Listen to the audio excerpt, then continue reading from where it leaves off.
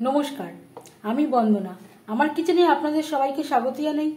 আবারও এসে হাজির হয়েছি খুব সহজ একটা রেসিপি নিয়ে। আজ আমি তৈরি করব মুচমুচে পার্শে মাছ ভাজা।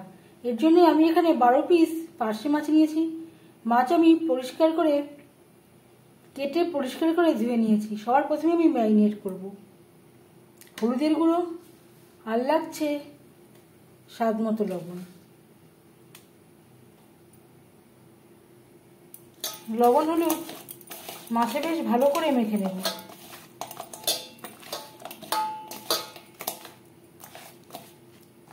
এভাবে 10 মিনিট রেখে দেব। হাতে যদি সময় না থাকে 2-3 মিনিটও রাখতে পারেন।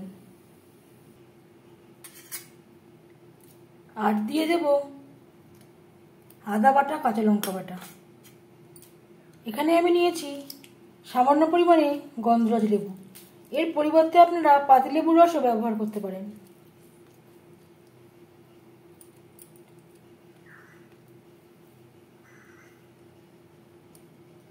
আর দিয়ে দেব বেসন। খুব বেশি বেসনের প্রয়োজন নেই। হাফ চামচ ভাজা মশলা।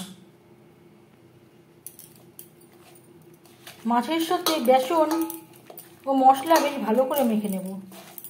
এই রেসিপিতে খুব বেশি বেসনের প্রয়োজন নেই।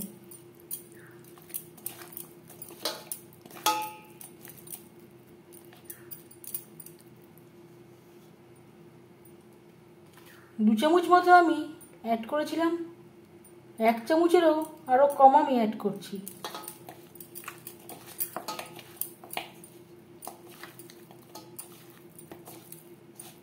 মশলা থেকে যেই জলটা বেরিয়েছিল তাতেই মাখা হয়ে গেছে। এতে আর এক্সট্রা জল অ্যাড করবার কোনো প্রয়োজন হবে না।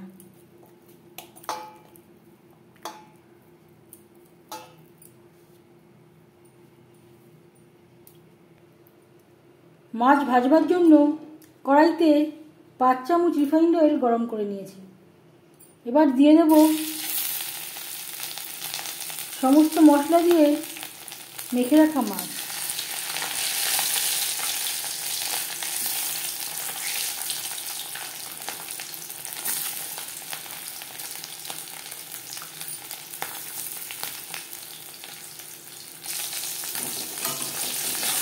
একটা সাইড ভাজা হয়ে গেলে অপর সাইডটা উল্টে দেবো। আমি আর রসুন পেঁয়াজের ব্যবহার করলাম না। আপনারা চাইলে রসুনের পেস্টও ব্যবহার করতে পারেন।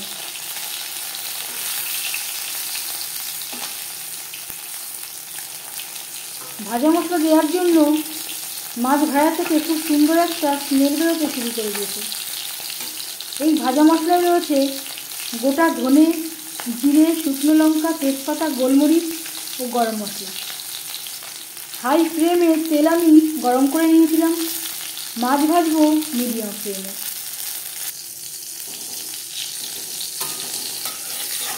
দু তিনবার উল্টে পাল্টে মাছ ক্রিস্পি করে ভেজে নেব।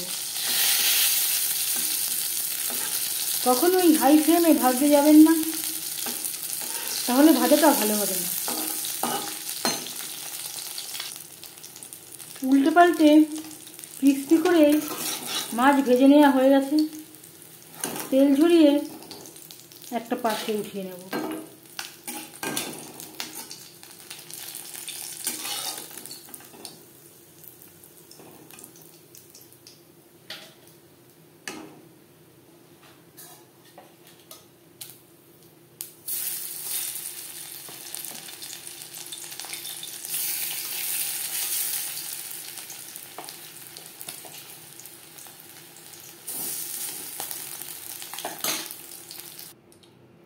মুচমুচে পার্শে মাছ ভাজা রেডি সার্ভ করার জন্য।